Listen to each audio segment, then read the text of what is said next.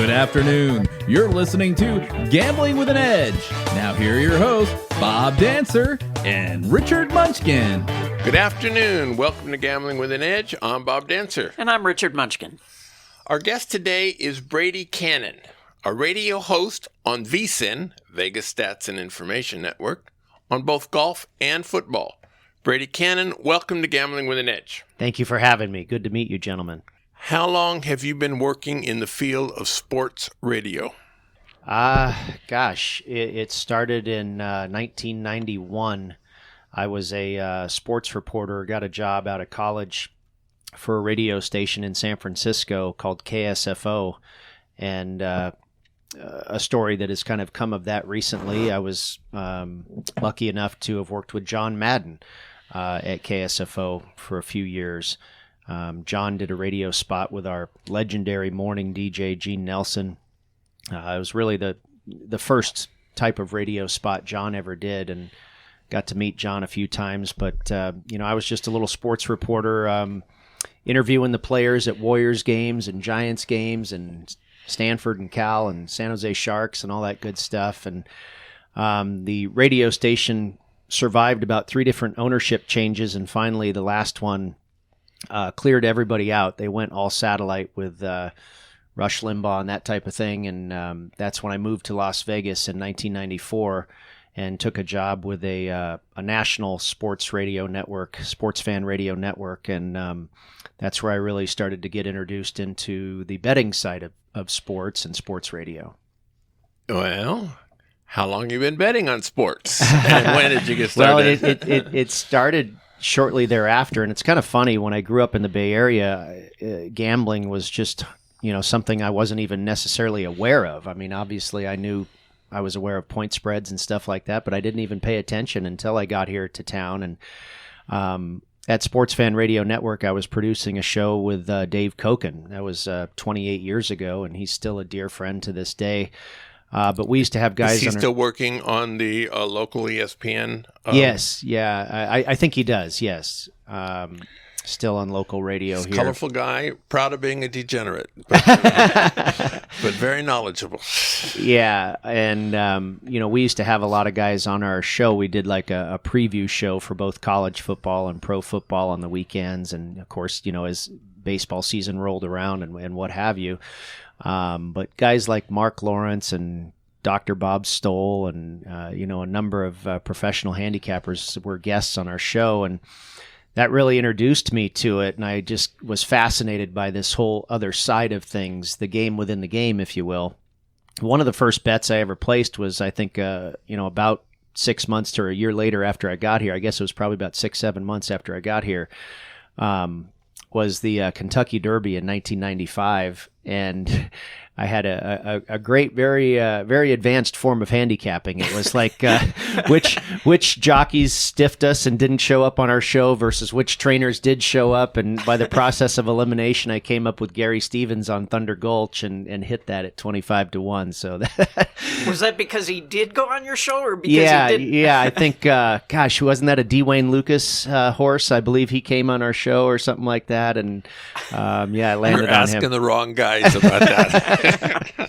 But that was certainly one of the most. That was certainly one of the first successful bets I made, and just being there, that was out of the MGM Grand Race and Sports Book, and back then, you guys probably remember, it was a grandiose operation as opposed to what it is these days. But just by osmosis, being there in the race book and the sports and kind of watching everything that went on, I was able to just soak up a lot of information and eventually started, betting on sports myself, and never at a professional level. And still to this day, I would not call myself a professional bettor, but probably more so a professional handicapper.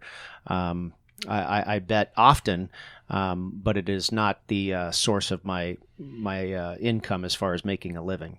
But you're definitely a winning bettor. Yeah, I think overall, I mean, the Super Contest win helps in 2011. That put me ahead of the game for a while. I've heard people say that 1% of sports bettors win on a regular basis, and maybe somewhere around 10% kind of tread water, and then 85% of people lose over time or whatever. I'm probably in that 10% where I tread water, and I'm certainly Dave Koken, in fact, years ago told me you're never going to get rich, but you can go broke real quick. And I'm not broke, so there's a lot of gambling games where that's true. Yeah, right. But no, I do pretty well. We like everybody. You have good seasons, you have bad seasons, but for the most part, I do pretty well. Well, you mentioned the Super Contest at the Las Vegas Hilton. So what was that all about? Yeah, I got involved playing in the Super Contest, probably close to 20 years ago. A friend of mine invited me to be on his team of 5 people. You guys know you make 5 picks against the spread every week, and we had a team of 5, so just each one of us was responsible for 1 pick, and at that time it was $1,500 to get in, so I wasn't too intimidated about contributing just $300 as a part of a 5-person team. And we actually hit the 3-week mini contest, the final 3 weeks of the season one time, and that was cool. But as I got into it more, I said, I want to become more competitive in this, and I want to put together a team of people that I feel are really good at this. And so we assembled a team and had a couple of different variations of that team. And then kind of a funny story, we had 5 guys on our team in 2010, and we didn't do very well. And the next year I called everybody and said, hey, are we going to do this again? And one guy said, you know what, I don't think I'm going to do it this year, Brade. And so it was down to just 4 of us. And of course, the next year we won. This guy decided not to do it, and the 4 of us won the darn thing.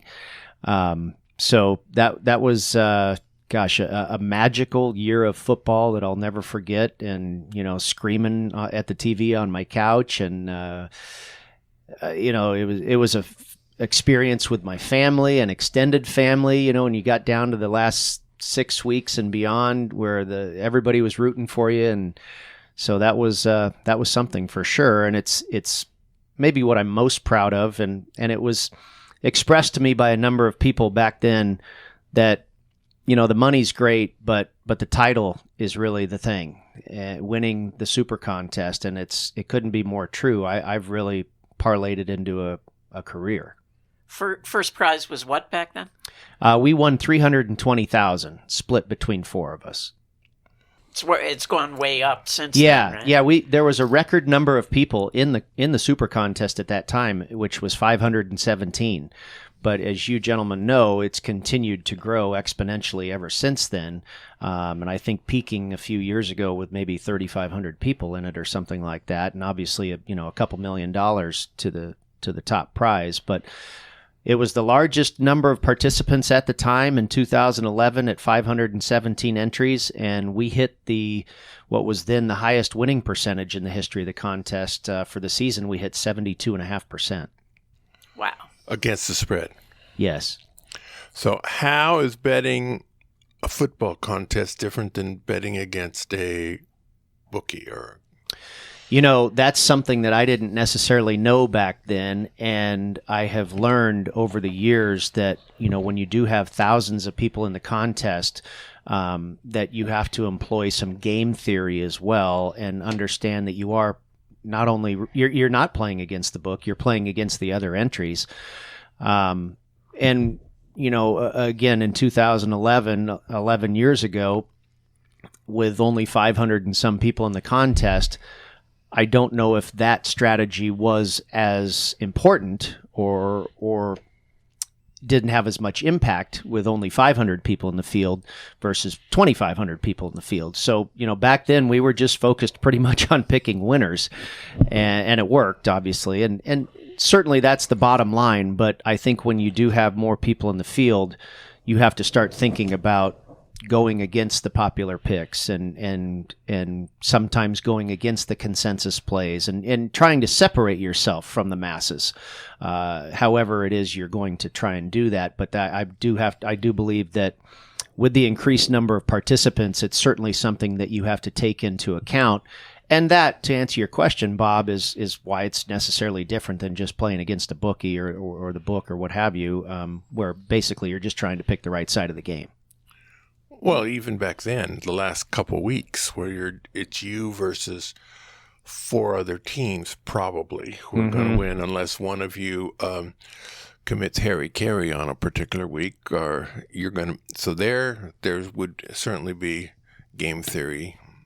Correct. Yes, for sure. And we had heard the stories about, people hedging and this and, that type of thing when you got down to the nitty gritty. And we decided to just stick with our strategy that had gotten us there. And I remember, going into that last week, New Year's Eve was a Saturday, and New Year's Day was the final Sunday of the regular season in the NFL, and I knew that was going to be a great New Year's Day.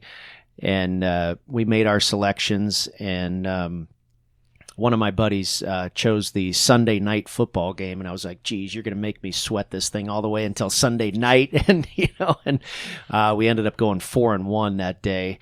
Out of our 5 selections, but we actually clinched the championship at the conclusion of the morning slate of games. There was a couple of players that were in the hunt that did kind of try and go contrarian and make some off selections, and they did not win. And so that really eliminated them and advanced us. Now, doing a contest with 3 teammates or 4, depending on the year, how's that different than doing it yourself? Yeah, pretty much. I'll focus on the 4-person team because that's really what I've played with for the last 11 years now. We all have a diverse. We have a variety of handicapping styles between the 4 of us. We certainly don't approach or visualize a game all in the same manner.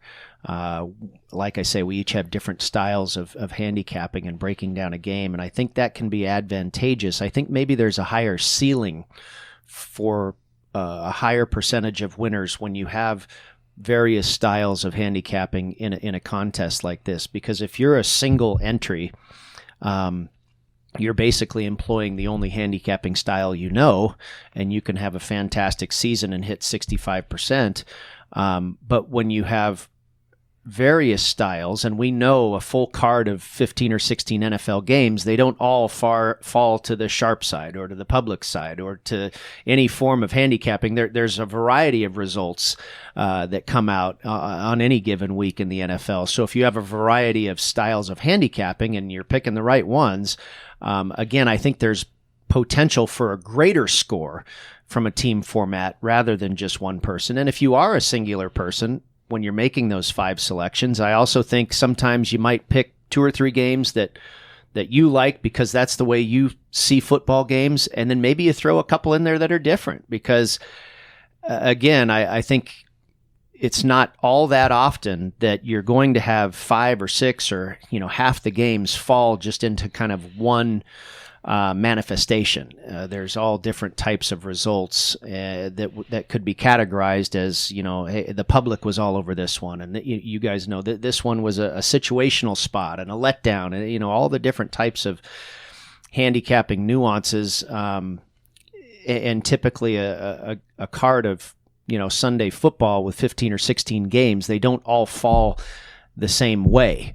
So again, I think a variety of styles can be beneficial, and we just happened to have a perfect storm that year in 2011 where all of our different styles, we all had career years and landed on a bunch of winners. Do you consult with each other, or do you just each make your own? This is my pick. This is his pick. A little of both. With 4 players and needing to submit 5 picks, each person was responsible for 1 pick, and then one person was what we called the deuce. They had 2 picks, and the deuce would rotate every week. So player A in week 1 had 2 picks, player B in week 2, and so on, and it would just wrap around throughout the season.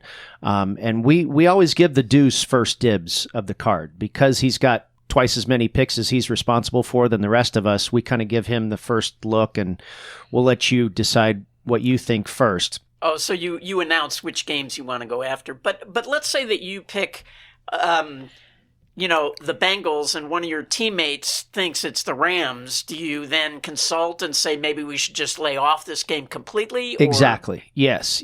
If we have disagreement, usually we'll move on to the next selection. And towards the end of the week on Friday or so, we oftentimes have a little bit of a round table, or I might talk with this team member who we always kind of talk, and my other two teammates, they kind of talk, and eventually we come together and come to a consensus, if you will, and go from there. And I always I'm always the one that turns in our picks. I kind of captain the team, I guess you would say. And I always love the look of our card, because I might not like a game, I might not like a couple games, but I always look at it and go, this looks like a very Sans Souci was the name of our team. It looks like a very Sans Souci card where there's diversity, and I kind of like that. What is the Super Contest weekend?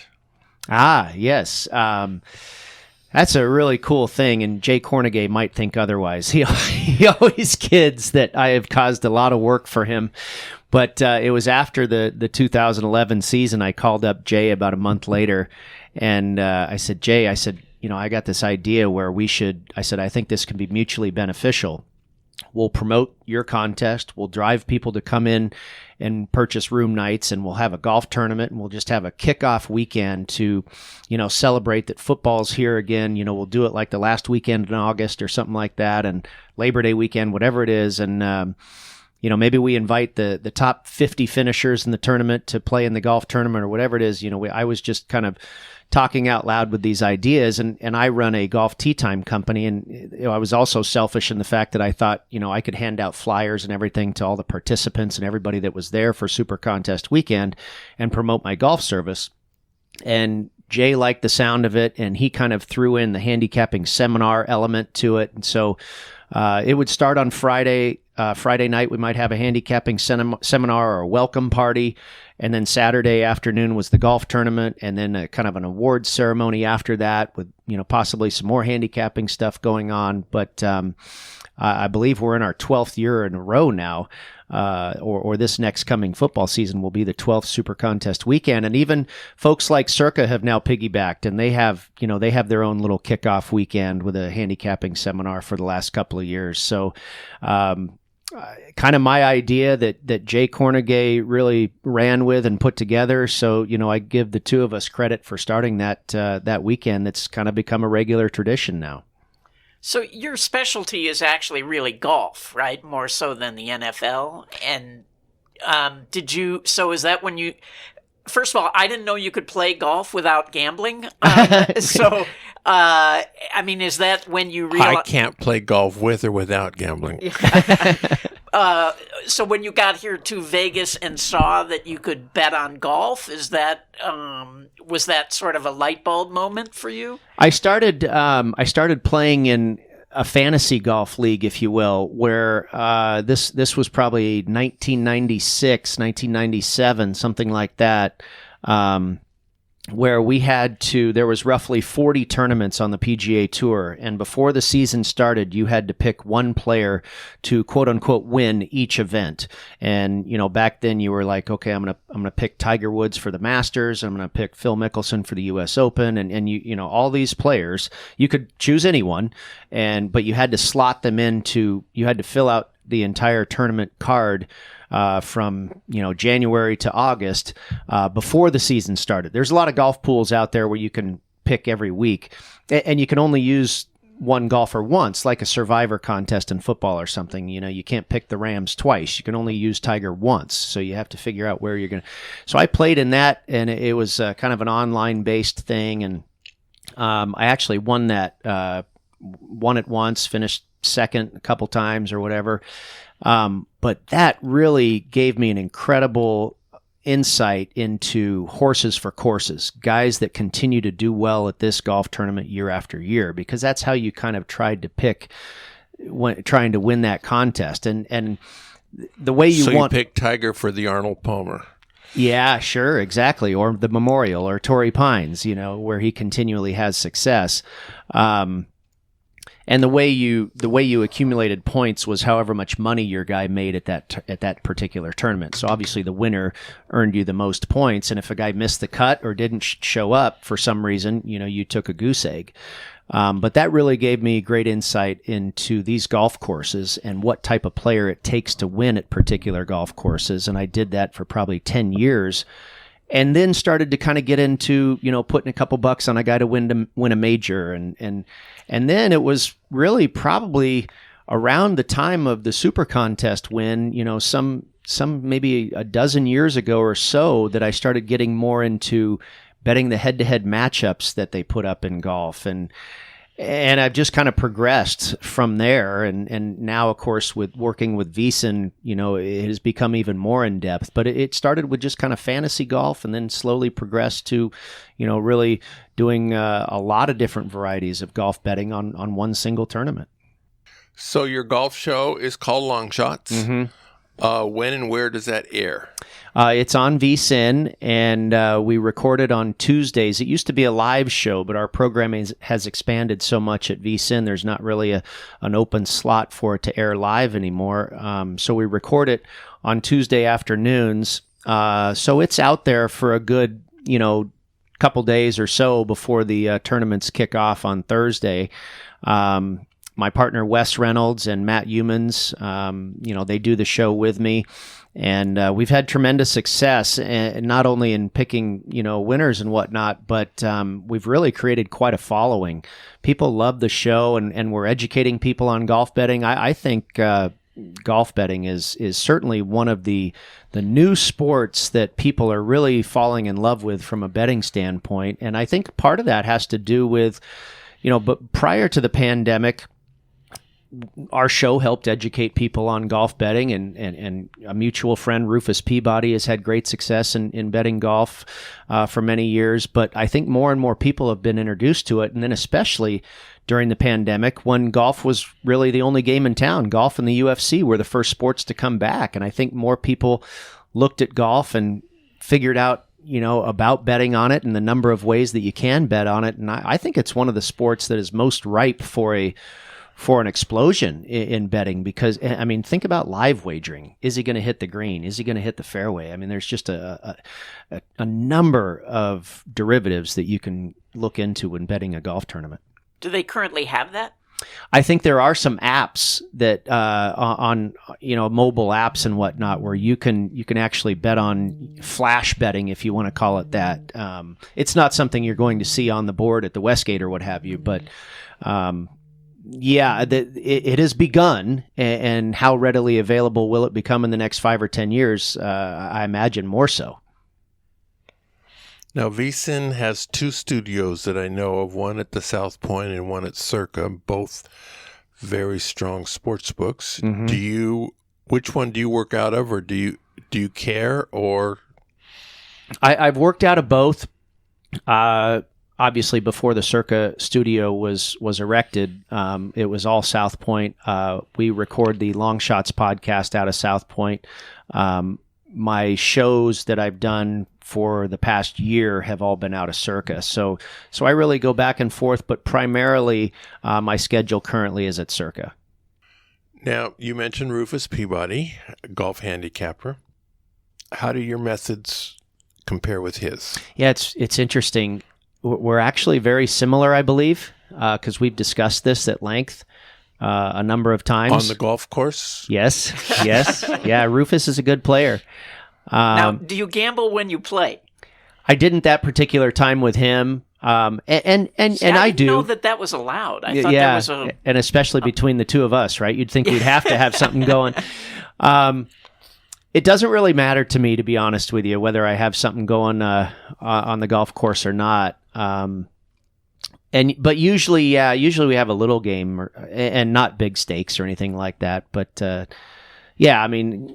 I typically like to do it when you have a full foursome and maybe a little kind of a team effort type of thing is probably the way I enjoy it the most. And Rufus and I that day were just the two of us. So, but to get back to his gambling methods and whatnot, I kind of kid, he's a 35-year-old kid that knows how to code and work a computer and do all that stuff. And so he's got all his stuff, based in a model. And I kind of have a model that I still do on a piece of scratch paper and an Excel spreadsheet because I'm an old man. So yeah, our methods are similar, but, I guess different forms of technology.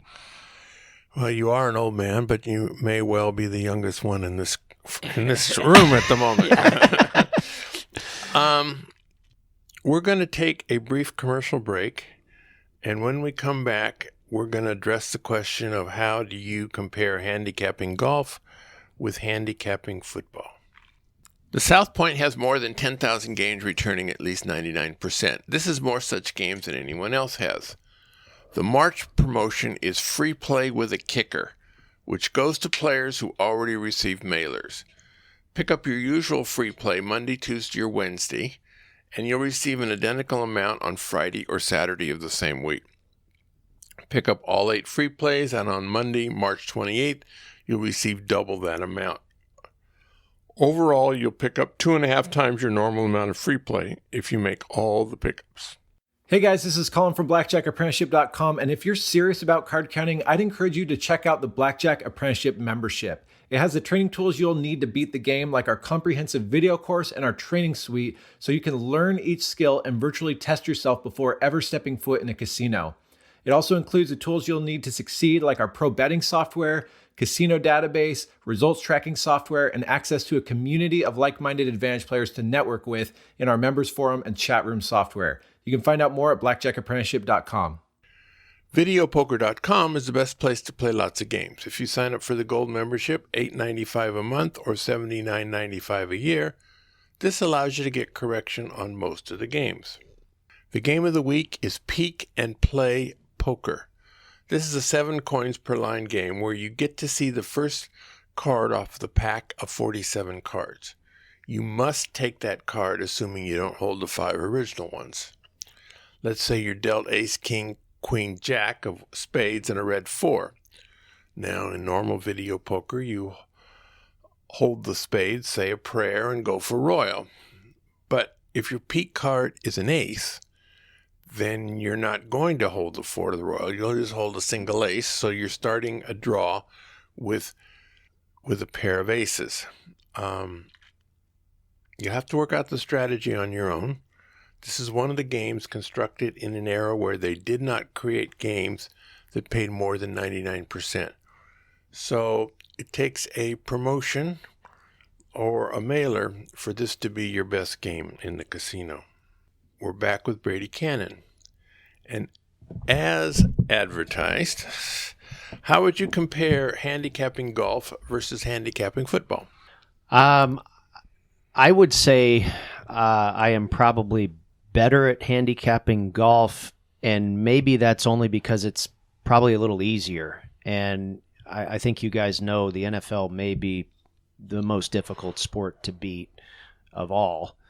And I think that's probably because the information is so readily available. Everybody knows so much, and obviously the odds makers have such incredible insight, and they've been doing it for 100 years. Golf is kind of a relatively newer thing, I believe, and I don't think some of the lines are as sharp, and I think there's possible more situations where you can find that positive EV and find a greater edge. And I also think, given my innate instincts and my history of following the PGA Tour for so long, that maybe I know more than some of the other people out there, or have a better gut instinct on a lot of things. Whereas the NFL, we're kind of all on an equal playing level, especially with the odds makers, or maybe even at a disadvantage. So I think there's certainly a difference there, just in kind of the age of the two markets, if you will. Golf being much newer to the sports betting landscape. Now, there are a bunch of organizations that collect and publish statistics on football. What are the best such services for golf statistics?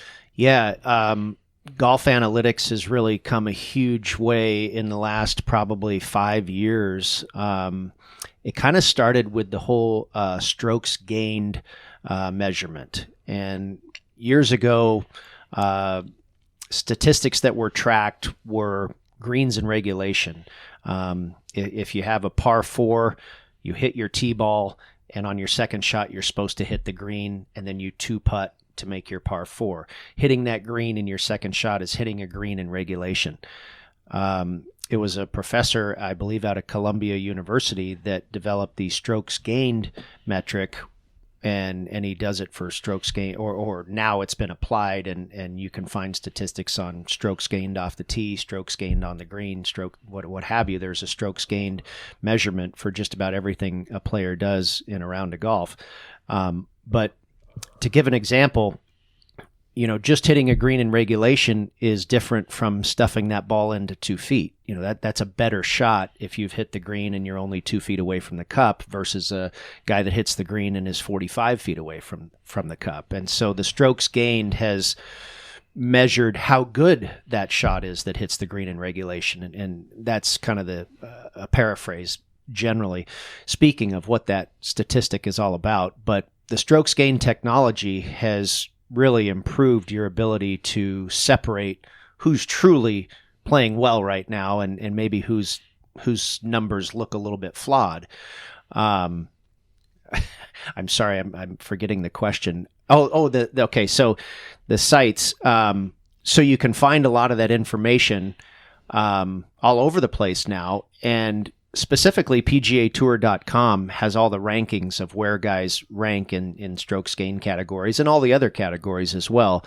Datagolf.com is a great site where they kind of apply a lot of probability, and where they also take a look at whose odds might be off, especially to win a tournament or in a head-to-head matchup where, let's say Jordan Spieth is listed at 20-1 to win this tournament, and by their calculations, they feel that is either a bad number or you're really getting an edge, and he should be 15-1, or conversely, he's at 20-1 and really he should be 35-1, so it's not a good bet. So that's a very useful site that employs all the strokes gained and course history and all of that into their model.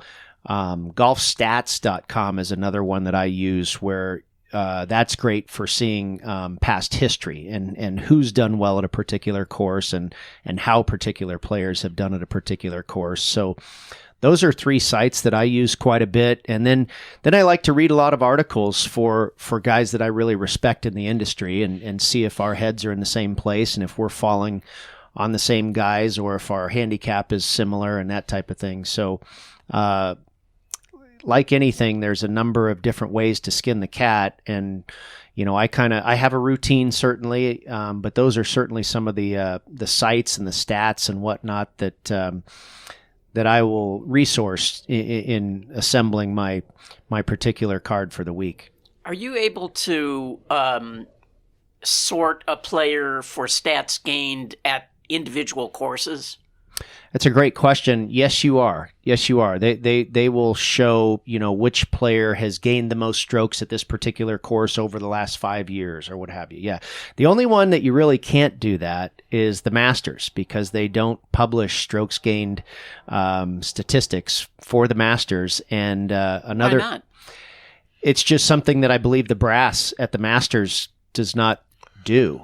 No, but somebody watching the game could just keep track of it. Correct. And another friend of mine who you may have heard of, Joe Pita, has written a couple books on previewing the Masters, and he did go back, and I'm not positive how he garnered all of the information, but he has been able to put together a database of strokes gained history at Augusta National, and thus published a couple of books previewing the last couple of Masters. I don't think he did it in 2020, the pandemic, what have you, but the last couple of years prior to that, 2018, 2019, he did put a book out on that that was, based upon his findings as far as strokes gained statistics.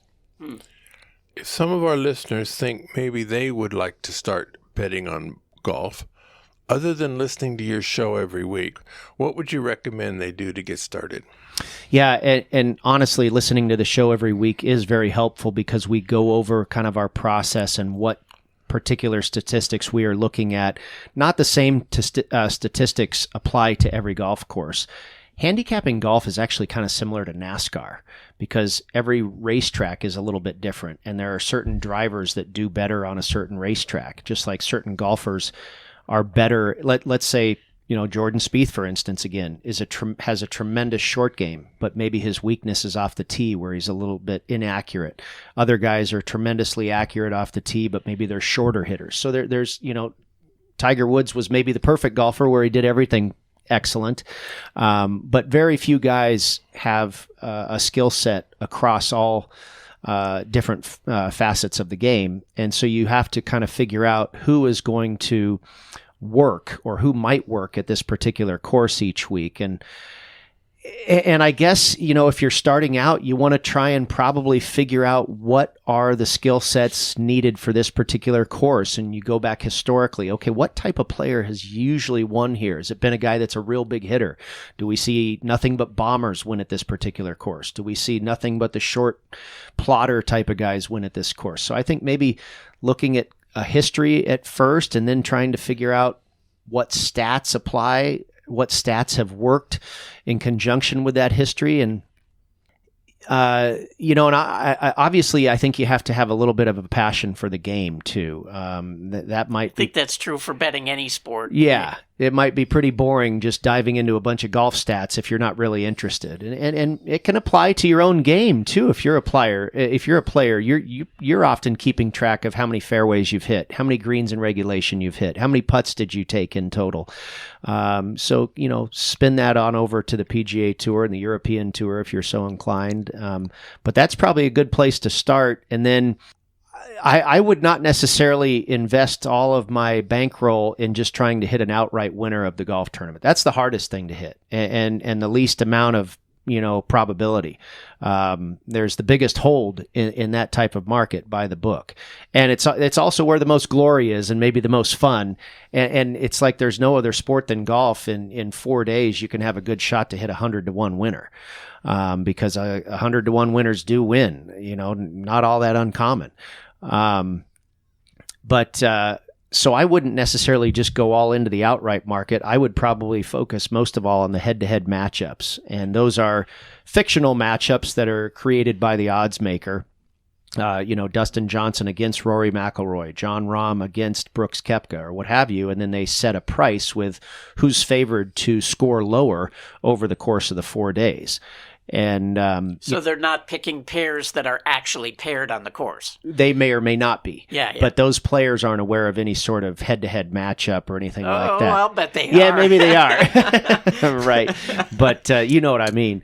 Can you parlay them using the same players? So, can you parlay Rory versus Spieth versus Rory versus DJ? That would be a correlated parlay. I think the books have heard of that idea, but I think you can some places, and with certain, for the most part, I don't believe so. But yes, I do believe it is readily available to parlay matchups as well. And I'm basically of the same theory that I typically don't parlay much of anything, and I don't parlay my head-to-head matchups, because my point was here for the beginning golf bettor, that's your best chance to win is head-to-head matchups. That's where you have the greatest amount of probability or the greatest amount of edge in your favor, as opposed to trying to pick the outright winner of the tournament. And when you start to parlay, then you decrease your chances there. But again, as for a beginning bettor, I would start to look at the matchups, and that's where I always, still to this day, that's where I put my largest amount of risk.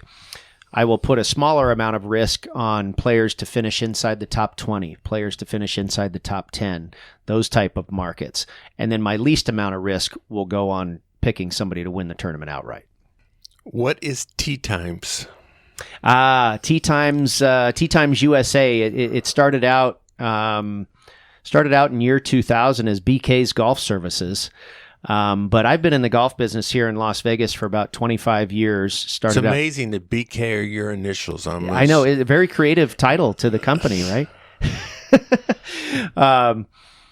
So I started out working at golf courses, and I know we'll talk about this. I worked for Billy Walters when he opened up Desert Pines way back when, but eventually graduated in year 2000 to making tee times for people that are visiting Las Vegas, and I've been doing that ever since. Haven't not worked at the course ever since 2000, but just assisting people that come to town who are looking to get out and play a round of golf or 5 rounds of golf or whatever it is. I always say all we do is help.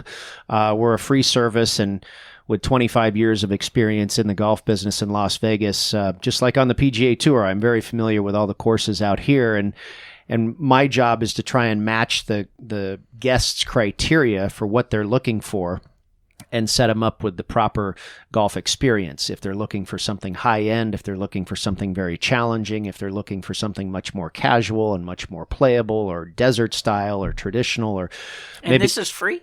Yes, yeah. You have to have some kind of way to monetize it. The golf courses pay us a commission for sending them business.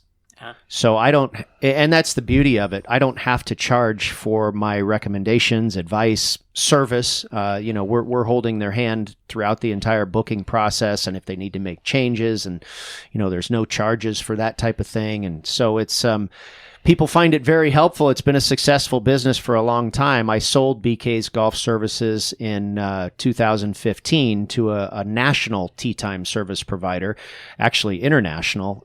Tee Times USA is a company that makes golf reservations for people all over the country and also in the UK as well. So is that like being a travel agent? Kinda, yeah. Kind of like a golf concierge. People calling up and wanting a concierge assistance with a restaurant or a show or what have you. We're kind of the same thing, but with golf. And I work with almost every concierge in Las Vegas. They lean on me to assist them. A guest calls in to them, and they lean on my expertise to place that particular golfer in the most optimum spot. So you must, if you worked for Billy Walters, you must have stories about Billy Walters. So yeah, I mean, I saw we opened up Desert Pines Golf Course. I believe that was 1996 or 97, and I worked for Billy for about a year. I was the assistant general manager with his son, and so I learned a lot about Billy's life and how he came to Las Vegas from his son, and Bill has been tremendous for the golf business in Las Vegas. He really he really was a catalyst in turning it into a very high-end hobby. And not every course in town is high-end, but he made a big push, creating a lot of opportunities for some of the nicer courses in town, and a very astute businessman, the same way he is as a gambler. And I learned a lot from him, and it was very interesting and flattering. Billy once said to me, he said, you could learn a lot from me as a businessman, and I could learn a lot from you as a people person. And so that was complimentary. And, we always say, Bill and I parted ways, like I say, about a year later. And, anybody in the golf business in Las Vegas who's anybody has not been fired by Billy Walters. So, we just had back in the day, Billy had a disagreement with, just about everybody every other day or whatever. And, so we went our separate ways, but, we were still, I guess, very important people in the golf industry in Las Vegas for a long time, and he still owns Valley High Golf Club to this day. So let's go back to football. You've had a VSIN program called Pro Football Blitz. So given I can figure out that's about pro football, but what else? What is the thrust of that show? It's just a really intense breakdown of every game on the card week in and week out, and that's why I love it. It's not a 2-minute bit on why you like the Rams or something like that. Both my partner and I, segments on VSIN are about 10 or 11 minutes long, in between commercials and whatnot. We have about 10 or 11 minutes of airtime, and we'll pretty much hit on like 2 games in 11 minutes. So each game is getting, a solid 5 or 6 minutes of breakdown from both my partner and I.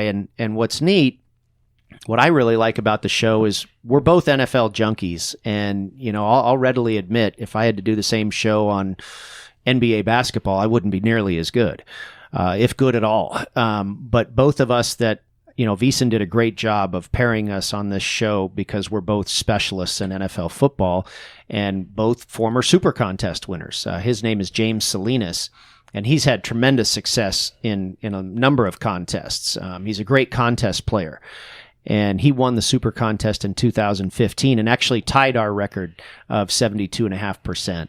Have you forgiven him for that? Yes, I have.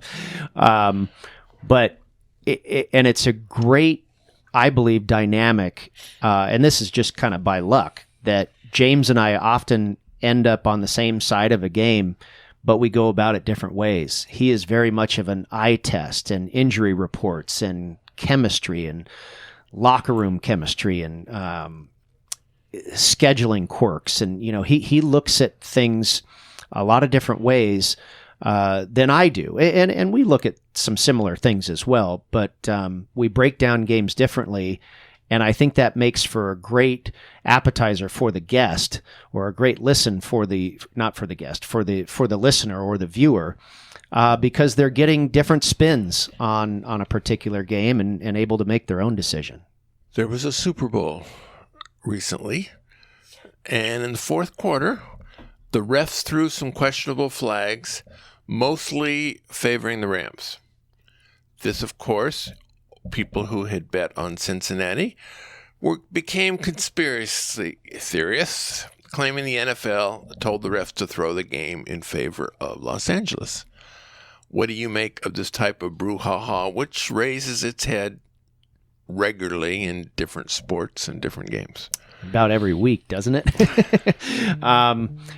Honestly, I didn't notice it. And I was on the Bengals a couple of different ways, and so it worked out for me. The game for me, it was a good game. It was a close game, but it never felt to me like it had that wow moment. And it probably would have if the Bengals would have been able to get a field goal there at the end, and maybe we were headed for overtime. But it felt kind of pedestrian to me. It just went back and forth, and it ended up being a close game. But I didn't feel the thrill of that game, and so maybe that was part of why I was a little bit jaded on the overall outcome because of the flags, and that it's funny. I love betting on the NFL. I don't always love the product. I prefer watching college football, really. I think I love college football, but the NFL is something that I am much better at betting on, and I love the thrill of having action in the NFL. But to your point about the flags and whatnot, that's sometimes what kind of has me souring on the NFL, and that's probably why I didn't necessarily think of, and I'm not one to ever think about fixing, and that's just something, and whether it is or not, I don't care. So I didn't make too much of it, but I had a good Super Bowl. You don't care. I mean, well, it could be you don't take that into consideration, but yeah, or don't take it seriously. I'm of the belief that it doesn't go on, and I hope that's the case. And but I had a really good Super Bowl. I hit a number of prop bets, and so I was pleased overall. And I guess that's probably part of the reason I wasn't paying much attention to that either. Yeah, it's like if you had Cincinnati with 4.5 points, then it was a good result. Yeah. If you had the money line, not so much. Right. No, I didn't have that. I had the Rams to fall on exactly 23 points. That was great. I had the game to be decided by exactly 3 points. I had teased the Bengals. Wow. Usually the smart money I thought was on no 3-point margin of victory. It probably was. Sometimes you get lucky, but my score of the game, I thought my guess was Bengals 26, Rams 23. I got it half right. All right. Thank you, Brady Kannon. This has been interesting and fun. Thank you very much. At the end of our show, we have a recommended section where each of us sometimes, come up with something to recommend to our listeners. So, Richard, do you have something today for our audience? Yeah. So for blackjack players, Arnold Snyder, who, if you're a blackjack player, you know that name. He's written a lot of really excellent books on counting cards. Had a fantastic website called Blackjack Forum Online, and his new book, Radical Blackjack, had lots of links to various articles and interviews and things on that site, and then the site got hacked. And so this new book that just came out has all these links that don't go anywhere. But all of that information is being moved. Some of it is already at gamblingwithanedge.com. So, and eventually all of it will be here. But so it is a treasure trove of really, really excellent articles by lots and lots of different writers.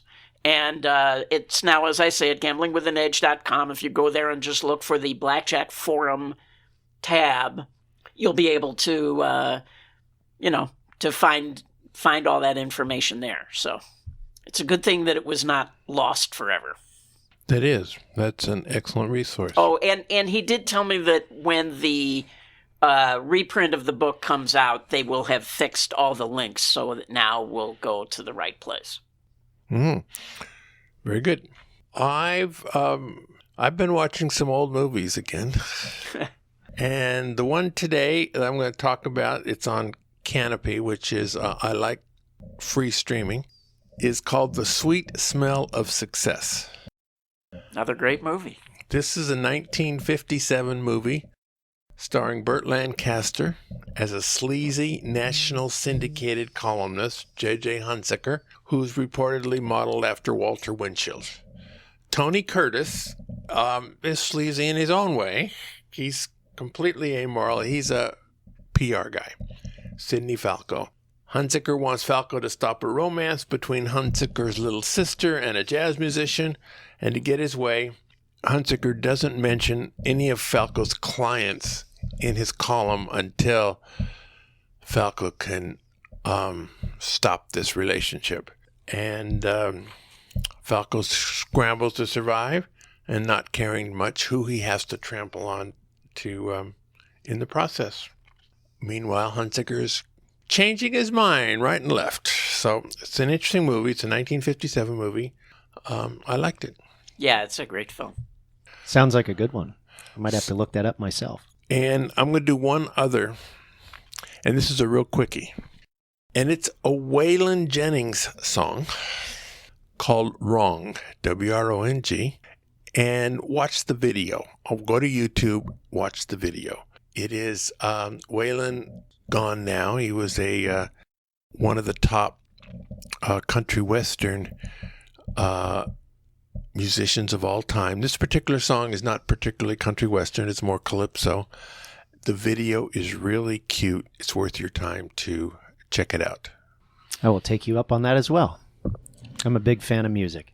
So, Brady Kannon, do you have a recommended for our guests? I do. I'm going to recommend a restaurant that I've been going to for years, and I believe our mutual friend, in fact, I shared some Christmas cheer earlier this year with or last year, I should say, with our mutual friend Anthony Curtis. And that's called the Grapevine Cafe over in kind of North Summerlin. Used to be called Grape Street.